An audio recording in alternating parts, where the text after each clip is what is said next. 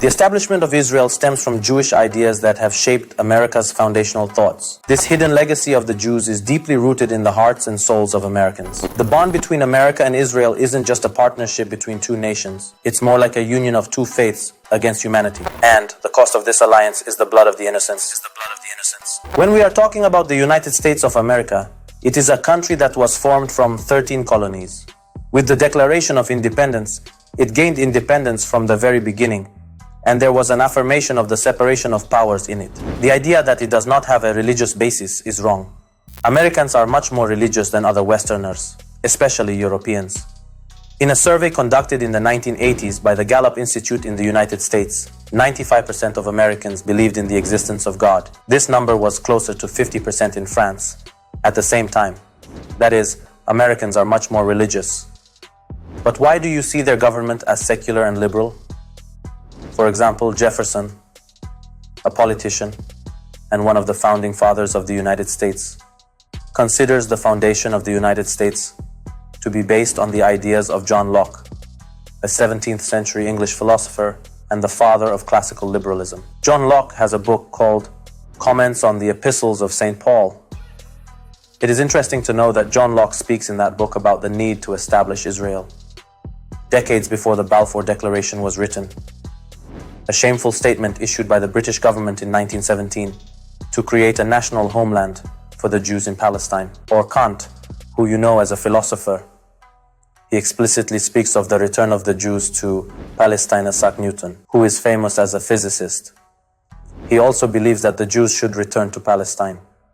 In fact, when you look, you see that the appearance of the West is one thing, and the roots of the belief that exist are another aspect. From the 15th and 16th centuries onwards, a movement came to power in Britain called the Puritans. Puritan means pure. They said we are pious, we are pure. Except for us, all other people are impure. They made a revolution in Britain, the Cromwell Revolution. They beheaded the king. Although they were Christians, they demanded that the British Constitution be written based on the Torah, not the Bible. That is why they were called Jewish Christians. That is, Christians who are very inclined towards Judaism. That one of the branches that Martin Luther created came into being in this way. Martin Luther is a German Christian priest. When he rebelled against the Pope of the time, he wrote 95 theses criticizing the Catholic Church on the door of his church and started the Protestant movement. Until then, Christians considered the Jews to be the murderers of the prophets. They said, "Who crucified Jesus?" The Jews. Where is this written?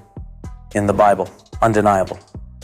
In the old encyclopedias, when you looked up the word Jew, it said Satan in front of it. If you called someone Jew, it was an insult. It still has its traces in Europe. In France, they still pronounce Jew the other way around on purpose. That is, they have no interest in Jews and they hate them. I mean, Judaism and Christianity were so different that Martin Luther decided to bring Jews closer to Christianity. At that time, they would forcibly arrest Jews and they would form the Inquisition to convert Jews to Christianity. I believe that Martin Luther was a Marranos Jew. That is, he was one of the Jews who had recently pretended to convert to Christianity. I have documents to prove this. Martin Luther wrote a book called Christ, Born a Jew. He tells people that when you curse Jews, don't you consider what is the origin of our own prophet? Jew. I will read you a line and a half from Martin Luther's book. Judge for yourself. Have you noticed that all the prophets and holy texts were revealed among the Jews? The Jews are a holy people. We are like dogs that eat their master's table. He says that Jews are like masters who eat the food and throw the bones aside. An animal comes and eats the bones. This was a bombshell in Europe. A Jew who was cursed until yesterday becomes a gentleman. A Christian becomes a dog. Judaism is apparently very far from Christianity. The most optimistic theory is that Martin Luther said that he would create a place between Christianity and Judaism, so that Jews could also speak in this way and then become Christians. Of course, the majority of those 95 criticisms were really directed at the church. Maybe he wanted the Jews to become a branch of Christianity, which happened exactly the opposite. Christians went that way. Catholic Christians became Protestants and became closer to the Jews. No Jews came this way. Christians slipped into Judaism. There are two theories here. Some say he did this intentionally. Some say his analysis was wrong. He wrote a book late in his life that was not widely seen. His second book was The Lies of the Jews. He said, "God, save us from the Jews." No one read this. It was not broadcast. There was no media work on it. After this incident, a branch of Christianity emerged.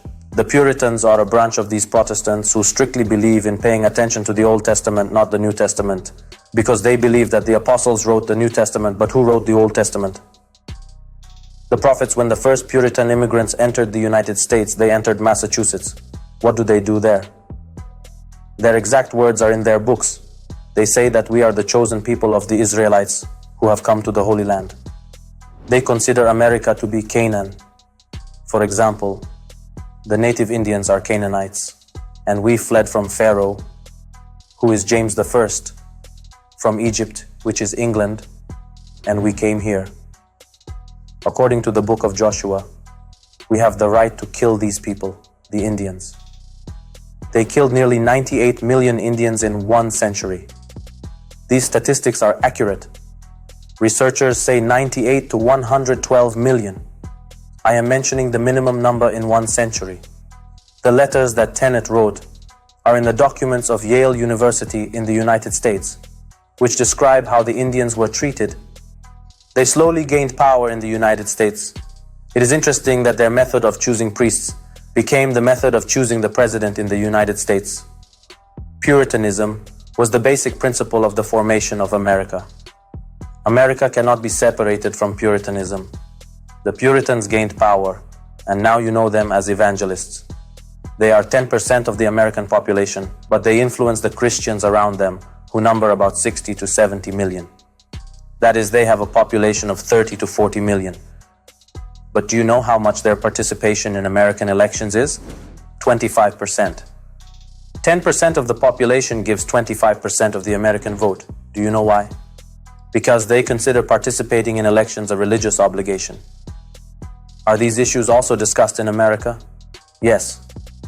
What do they believe? I tell you, the Jews must return to Palestine so that the Messiah may appear. It's interesting to tell you that when Theodor Herzl, a Jewish Zionist and founder of the Zionist regime, started writing letters asking Jews to come together and have a country, first the British government offered them Uganda. Did they accept it or not? Yes, but then they regretted it. They offered them Argentina. Did Theodor Herzl accept it or not? He accepted. They offered them the Arish Desert in Egypt. He accepted it again. He said we should just have somewhere to reside in. Blackstone, who was the leader of the American Christian Zionist movement regarding the Jewish settlement in Palestine, wrote to him from America saying, "Haven't you read the Torah? You just have to return to Palestine." Something happens in the United States in the 70s. What happens? The political right wing of the Republican Party during Reagan's time is allied with the Christian right wing of the evangelicals. They named it the Jehovah's Party. They believe that the Jews should return to Palestine. Israel should be formed so that the Messiah, son of David, can appear. The Messiah, son of David. They have two ideological groups, those before the millennium and those after the millennium, which is not the subject of our discussion. And they believe that the rapprochement of America and Israel is not the rapprochement of two countries, but the rapprochement of two religions against the infidels. Who are the infidels? The occupiers of Jerusalem, in their view, are Muslims, and they are very serious about this issue. They ended the 40-year rule of the Democrats over the parliament and came to power with terribly stupid beliefs. They keep weapons and canned food in the basements of their houses so that they are ready for the appearance of Jesus at any moment. And the strangest thing is that 5 to 6-year-olds opened a strange case, that before the appearance of Jesus, the earth will be covered in chaos for 7 years. And this is the introduction to the appearance of someone called the Anti-Jesus, the Antichrist. His nickname is Dajjal. which they mistakenly believe is the Mahdi. The very savior of Muslims in their eyes is Dajjal, and they are introducing him incorrectly. They made many movies just about zombies, the dead who come out of their graves and start eating people. What do the dead who come out of their graves at the end of time remind you Muslims of? The concept of return. They are investigating all our beliefs and narratives. They have money. They have media. Israel is also very good with them because they approve of Israel. They are in the heart of America. Apparently they are not Jewish, but they think like Jews. You have to know who you are fighting with. Now Gallup has said that in the next 15 years the world's leading religion will be Islam. And if they also live in a country where the majority is Muslim, who will be the majority of the members of parliament? Who will be the prime minister? What kind of laws will be passed? Islamic, what should we do so that no one becomes a Muslim? Let's have a rational discussion that Islam is useless. Joel Richardson wrote a book called Islamic Crisis. We have translated the first chapter of the book and sent it to the offices of the religious authorities, which serve as the venues for meetings with these authorities and the management of the institutions under the guidance of the recognized Muslim religious leaders. These places are engaged in activities related to the concept of Mahdism. Told them to see what it has to say. The first chapter urges us to take action as Islam is pervasive everywhere. It provides statistics about the increasing inclination towards Islam that are simply unbelievable. After the 51-day war that took place between the Palestinians and the Zionists in 2014, there was a notable increase in reverse immigration from Israel. Jews were fleeing and leaving the country. This war was initiated by accusing Hamas of the disappearance of 3 Israelis. But after some time, the spokesperson for the Israeli police stated that the disappearance and death of those individuals had no connection to Hamas. Whenever such events occur, I remind you of a principle from the Israelis. Immediately anticipate an attack from the outside. What will happen? Return inside, it's safer. Europe offers no security for you. To prevent reverse immigration from Israel, they make areas outside of Israel unsafe for Jews. For several years now, we have been witnessing a brazen group that insults the religious sanctities across the globe, who ostensibly identify as Muslim, and their actions are justified under the guise of freedom of expression in the world.